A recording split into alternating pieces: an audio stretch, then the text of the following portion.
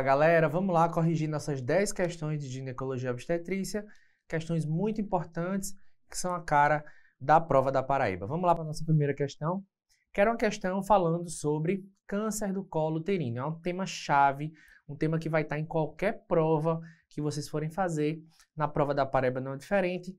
Aqui a questão da UFPB 2023, perguntando, segundo o Ministério da Saúde, sobre o rastreamento do câncer de colo e das lesões precursoras. Então, bora lá. Letra A. O rastreamento do câncer de colo deve ser realizado apenas nas mulheres que iniciaram a atividade sexual. Pessoal, verdadeiro demais. Então, esse é o primeiro conceito importante. A gente rastreia no Brasil apenas mulheres com vida sexual ativa. Agora, essa vida sexual ativa, ela pode ser atual, pode ser pregressa, pode ser heterossexual, homossexual, não importa. Mas ela precisa ter atividade sexual. B. O rastreamento do câncer do colo deve ser iniciado a partir dos 35. Então, pessoal, vamos lembrar, no Brasil, o rastreio do câncer do colo, ele começa aos 25 anos e vai até os 64. Então, essa é a periodicidade que o Ministério da Saúde recomenda no Brasil. C. Esse rastreamento deve ser realizado anualmente até os 64, mesmo em mulheres assintomáticas, com exames de corpo citologia oncótica normais anteriores. Então, pessoal, começou aos 25, 2 exames iniciais anuais negativos. Foi negativo, a gente passa o rastreio para cada 3 anos e segue assim até os 64. Quando chegar nos 64 anos, se essa paciente tiver 2 exames negativos nos últimos 3 a 5 anos, a gente pode tirar ela do rastreio. Beleza? É esse o esquema básico que a gente precisa sempre lembrar. Aqui a letra C, ela está errada. Por quê? Porque ele está dizendo que é anual até o final. E não é. Anual são os 2 primeiros. Depois passa a cada 3 anos. Letra D. Estão disponíveis na rede pública vacinas contra o HPV para meninas e meninos de até 16 anos. Então, minha gente, tivemos a atualização do PNI recentemente. E atualmente o Programa Nacional de Imunizações para o HPV recomenda meninas e meninos vacinar, com a vacina quadrivalente, são 2 doses, 0 e 6 meses, dos 9 aos 14 anos. Essa é a população-alvo do PNI para meninos e meninas, igualou tudo na última atualização. Então aqui está errado, não seriam 16, seriam 14 anos. E letra E, colposcopia com biópsia deve ser realizado após todos os exames com ascos. Então, minha gente, essa é a principal dica que a gente tem que lembrar. Mais de 80% das questões de citologia oncótica vão perguntar justamente isso. O que é que a gente faz nas lesões intraepiteliais de baixo grau e nas células escamosas de significado indeterminado, possivelmente não neoplásicas, que é justamente o ascos. Essas 2 lesões são as únicas 2 lesões da citologia cuja conduta não vai ser colposcopia. Qualquer outra que vier, você manda para colposcopia. Mas essas 2, a conduta é repetir a citologia. O que muda é o tempo. Então, no ascos, por exemplo, nós temos 3 divisões de tempo. Se a paciente tiver menos do que 25 anos, a gente repete a cada 3 anos. Entre 25 e 29 anos, a gente repete anualmente. E a partir dos 30 anos, a cada 6 meses, beleza? No baixo grau, pessoal, no baixo grau a gente só tem 2 divisões. Menos do que 25, repete a cada 3 anos. A partir de 25, 6 meses, beleza? Então, minha gente, questão muito boa, questão que abordou vários temas importantes dentro das mesmas alternativas. A resposta aqui vai ser a letra A, tá bom? Então, vamos agora falar um pouquinho de toxoplasmose. Ele está falando que a toxoplasmose é uma infecção de grande importância, etc. E ele quer a alternativa errada. Então, muito cuidado na prova da Paraíba, que muitas vezes eles perguntam as questões erradas. Então, cuidado para não se confundir. Letra A. É uma doença infecciosa causada pelo protozoário Toxoplasma gondii. Até aí tudo bem. E apresenta um quadro clínico variado, desde infecção assintomática, autolimitada, até manifestações sistêmicas graves. Pessoal, perfeito, é isso. A toxoplasmose é isso. Na grande maioria dos casos, em adultos imunocompetentes, vai ser ali um quadro gripal, um quadro monolike. Agora, em algumas situações, na gravidez, imunossuprimidos, a gente pode ter formas graves, beleza? Então aqui está correto. Lembra? Ele quer a errada. B. É considerado caso suspeito quando há a detecção do DNA do Toxoplasma gondii em amostra de líquido amniótico, tecido placentário fetal ou de órgãos, independente do perfil sorológico. Minha gente, se eu detectei DNA do Toxoplasma, não é caso suspeito, é caso confirmado. É certeza que eu tenho uma infecção ali pelo Toxoplasma, beleza? Então, por isso que aqui está errado, vai ser a resposta da nossa questão. C. Diante de um rastreio positivo, o teste de avidez do IgG deve ser solicitado até 16 semanas de gravidez. Após esse período, uma alta avidez não descarta uma infecção adquirida durante a gestação.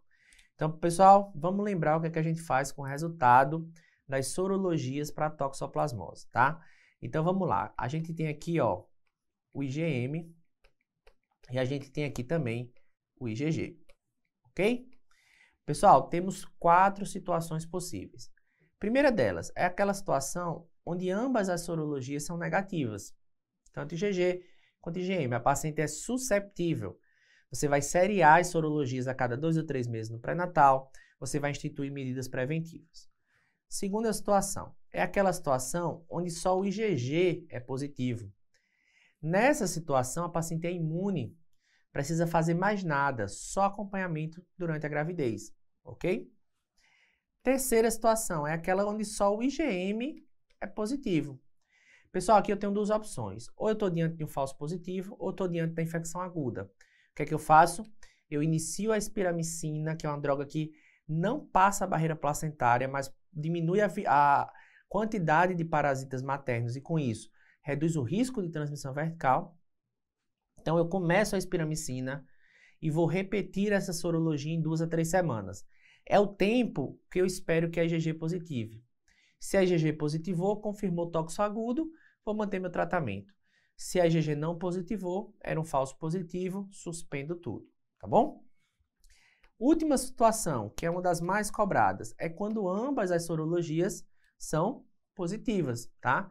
Pessoal, se ambas as sorologias são positivas, qual é a conduta? Se a paciente tiver até 16 semanas de gestação, a gente vai lançar mão do chamado teste de avidez da IgG.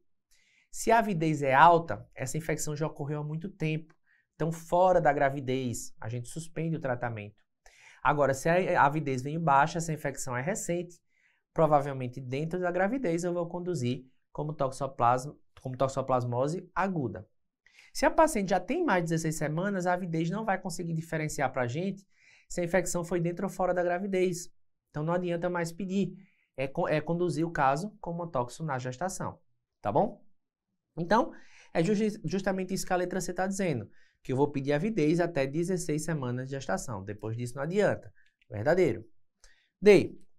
Caso o diagnóstico seja feito antes das 16 semanas, o tratamento deve ser iniciado com espiramicina e, caso se confirme a infecção fetal, deve-se trocar o esquema para o esquema tríplice, com sulfadiazina, pirimetamina e o ácido folínico. Minha gente, isso está verdadeiro e a gente teve aí uma atualização recente que diz justamente isso. Até 16 semanas o tratamento é com espiramicina. Após 16 semanas, você já troca para esquema tríplice ou se você tiver aí evidência de infecção fetal através de PCR do líquido amniótico ou alterações fetais características da toxoplasmose, tá bom? Então, letra D está perfeita. E letra E, a maioria dos casos de toxo em gestantes e recém-nascidos são assintomáticos ou com sintomas inespecíficos. Também está correto. A gente se preocupa com a síndrome da toxoplasmose congênita, mas não é a maioria dos casos. Mesmo aquelas pacientes cujos filhos têm toxoplasma na gestação, eles vão nascer oligossintomáticos, tá bom? Então aqui a resposta errada é a letra B de bola, uma questão excelente para a gente revisar tudo que a gente precisa de toxo para acertar as questões de prova. E agora, vamos sair um pouquinho da obstetrícia, vamos entrar um pouquinho na ginecologia. Então, vê essa questão da Secretaria Municipal de Saúde de João Pessoa, paciente de 32 anos, diabética, sem controle adequado, refere que há 10 dias vem apresentando um corrimento vaginal branco, grumoso, acompanhado de prurido vulvar intenso e disúria terminal.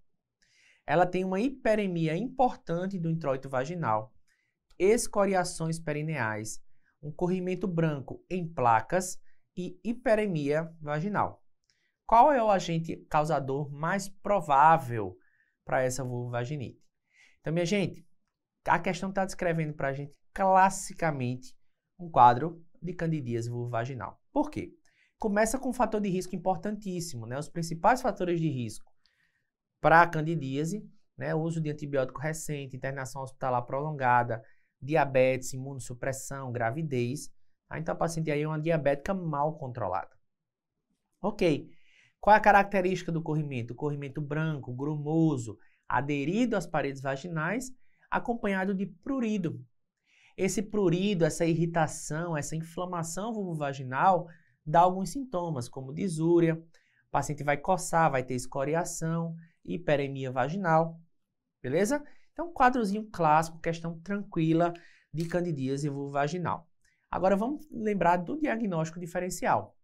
Então, a Gardnerella vaginalis, pessoal, é o agente principal aí da vaginose bacteriana. Já na vaginose, eu vou ter um corrimento branco, perolado, fluido, homogêneo, pode ser levemente aderido, com poucas bolhas e um odor característico aí de peixe podre, tá? Já na tricomoníase, né, no Trichomonas vaginalis, eu tenho um corrimento abundante, amarelo esverdeado, e também tem muita inflamação associada. Então, a paciente pode ter disúria, pode ter hiperemia, pode ter uma colpite no colo uterino, chamado colpite em framboesa ou em morango, muito característico da tricomonas, tá? Já no herpes, pessoal, no herpes eu não vou ter corrimento. No herpes eu vou ter úlcera. E aí a úlcera herpética geralmente são múltiplas pequenas úlceras dolorosas com halo de hiperemia ao redor. E eu posso ter associado essas úlceras lesões em outros estágios. No estágio de pápula, no estágio de pústula, no estágio de bolha, tá? Vem tudo associado. Pessoal, aqui tinha erro na prova mesmo, tá? Tá igualzinho que tá na prova. Não é papiloma votus, é papiloma vírus, tá? Mas a prova tava assim. Então, papiloma vírus humano, a gente lembra das verrugas genitais, né? O chamado condiloma acuminado, onde eu vou ter aquela lesão verrucosa com um cume, um pico, tá? Diferente da verruga da sífilis, que é o condiloma plano, beleza? Então, o condiloma acuminado é o do HPV, o condiloma plano é o da sífilis, beleza? Então, só para a gente revisar aí que essas questões de doenças sexualmente transmissíveis caem demais nas provas e a gente não pode perder de acertar aqui, letra C, tá? Vamos lá agora fazer essa questão aqui, ó, pessoal. O FPB 2023. Na anamnese, gestante com gestacional estimada de 8 semanas refere sangramento genital vermelho vivo. Então, ele tem um sangramento vermelho vivo com cólicas que cessou após a eliminação de uma bola de carne pela vagina. O colo é fechado ao toque e tem um discreto sangramento em borra de café. Nesse caso, a principal hipótese diagnóstica é... Gente, questão de abortamento, a questão clássica de abortamento é essa. É aquela questão dele vai trazer para você um caso clínico e vai querer que você diferencie entre as formas clínicas do abortamento. Então, vamos revisar essas formas clínicas do abortamento. Pessoal, o que é um abortamento retido? Abortamento retido é nada mais, nada menos do que um óbito embrionário ou fetal, onde o processo de abortamento ainda não começou. Então, aquela paciente que tinha, por exemplo, um ultrassom que mostrava um saco gestacional tudo certinho, e agora ele mostra ali um feto, né, já sem vitalidade, mas a paciente ainda não tem clínica, não começou o processo de abortamento. Isso é chamado de abortamento retido. Não é o nosso caso clínico aqui. A nossa paciente teve sintoma, eliminou o material e agora os sintomas cessaram. Abortamento completo. Pessoal, abortamento completo o nome está dizendo. O abortamento já acabou. Ele está completo. Qual é a clínica da paciente? Você tinha uma gestação diagnosticada tá? Tudo direitinho. A paciente tem uma clínica compatível com abortamento, faz expulsão de algum material amorfo, algum material ovular, e os sintomas melhoram. Melhoram por quê? Porque o abortamento se completou. Então, essa é a história natural do abortamento completo. Parece com a nossa questão. Beleza. Vou fazer aqui, ó, o abortamento incompleto. Pessoal, abortamento incompleto é quando esse processo de abortamento ainda não terminou. E geralmente, quando as questões querem falar de abortamento incompleto com a gente, elas trazem o termo restos ovulares, tá? Então, quando falar em restos ovulares, lembra do abortamento incompleto, tá? O que é abortamento inevitável? Minha gente, abortamento inevitável é aquele quadro clínico clássico de abortamento. A paciente tem dor, tem sangramento, o colo é aberto, tá? Por quê? Porque o abortamento está acontecendo ali naquele momento. Ele vai acontecer independente do que você faça. Ele é inevitável. Então, geralmente, quando a questão quer falar de abortamento inevitável com a gente, ela descreve para a gente um quadro que não deixa dúvida que a paciente está abortando. Beleza? Essa é a dica. Outra dica importante para a gente lembrar e para a gente resolver essas questões de abortamento é a seguinte, ó. Todas as formas clínicas que começam com IN, elas têm o colo aberto. Então, o abortamento inevitável, o abortamento incompleto e o abortamento infectado. O abortamento infectado nada mais é do que o abortamento incompleto, onde tem sinais de infecção. Todos eles têm o colo aberto, beleza? Aqui, se eu sei que o colo é fechado, eu já eliminaria aí logo de cara a letra D e a letra E, tá? Então, facilita demais essa regrinha na hora de resolver as questões. E o que é ameaça de abortamento? Minha gente, ameaça de abortamento é aquela situação onde a paciente tem um sangramento na primeira metade da gestação, mas de resto, tá tudo certo. Ela não expulsou material, ultrassonograficamente tá tudo bem com a gestação, o colo é fechado, o útero é compatível com a idade gestacional, tá tudo certo. É apenas um sangramento no início da gestação. Recebe o nome de ameaça de abortamento. Então aqui, ó, clinicamente, parece o quê? Um abortamento completo. Ela iniciou o quadro do abortamento, eliminou o material e agora os sintomas cessaram e o colo fechou. Beleza? Vamos mais um aqui, minha gente. Então, ó, questão da SMSJP 2023. Uma paciente de 65 anos de idade, diabética, hipertensa, em tratamento contínuo e controlado. Nunca realizou terapia de reposição hormonal pós-menopausa e não faz uso de outras medicações. Vem com queixa de um sangramento vaginal há 5 dias, tipo menstruação e vermelho vivo, com dor embaixo do ventre. Nessa condição clínica, qual exame seria padrão ouro para a sua investigação? Minha gente, questãozinha clássica de sangramento uterino anormal no pós-menopausa. Esse tipo de questão aqui, ela sempre cai do mesmo jeito. Então, a gente não pode jamais errar uma questão assim, porque é muito tranquilo. Então, bora lá. Minha gente, qualquer mulher que estiver sangrando depois da menopausa, a gente chama isso de sangramento uterino anormal pós-menopausa, tá? A nossa pacientezinha ali começou a sangrar já aos 65 anos, já menopausada. Beleza? Nesse caso aqui, a gente sabe que a principal causa desse tipo de sangramento, sem sombra de dúvida nenhuma, é a atrofia vulvovaginal. Então, o que é que acontece, minha gente? O endométrio dessa paciente está bem atrófico pela ausência do estrogênio. Então, ele fica bem fininho. Os vasos subendometriais, eles ficam mais expostos. E ali pode haver uma pequena erosão e sangrar. É a causa mais comum, é a grande maioria dos casos. Só que qual é a obrigação diante desse quadro? É descartar as hiperplasias, que são lesões precursoras do câncer de endométrio, e o próprio câncer de endométrio. Então, a nossa obrigação aqui é excluir a possibilidade de malignidade, beleza? Essa é a dica, principalmente naquelas pacientes que têm fator de risco para câncer de endométrio. E lembra que para o câncer de endométrio, os fatores relacionados com a síndrome metabólica, então diabetes, hipertensão, obesidade, dislipidemia, são fatores de risco também. Então, principalmente em pacientes que têm esse tipo de fator de risco, aí é que a gente tem a obrigação de investigar corretamente, tá bom? Pessoal, exame inicial que a gente pode fazer para essa paciente, um ultrassom transvaginal. O ultrassom transvaginal vai fazer a avaliação da característica e da espessura do eco endometrial.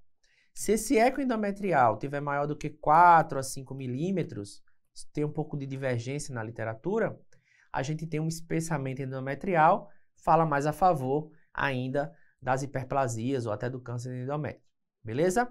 Mas o ultrassom é um método inicial, porque é não invasivo, é disponível. A questão é saber o padrão ouro. Padrão ouro é biopsiar esse endométrio. Você pode biopsiar as cegas com uma curetagem uterina? Até pode, mas não é o padrão ouro. O padrão ouro é esteroscopia. Por quê? Porque você entra com a câmera, olha sob visão direta, avalia todo o endométrio, escolhe o melhor lugar, vai lá e biopsia. Tá bom? Então, ultrassom é exame inicial? É. Curetagem eu posso fazer? Posso. Mas a questão quer saber o quê? Quer saber o padrão ouro. Então, se a questão quer saber o padrão ouro, a gente vai marcar o quê? Esteroscopia. Não precisa de ressonância nesse caso. A ressonância aqui só vai entrar se a gente fizer um diagnóstico de câncer de endométrio para fazer o estadiamento, aí a ressonância entra. E a videolaparoscopia também não. Como é que eu vou indicar uma cirurgia para minha paciente se eu não tenho nenhum diagnóstico? E o diagnóstico mais provável, inclusive, é benigno, né? Uma atrofia apenas. Então, nada de pedir cirurgia antes de fazer o diagnóstico histológico correto, tá bom? Então, a resposta aqui, letra B de bola.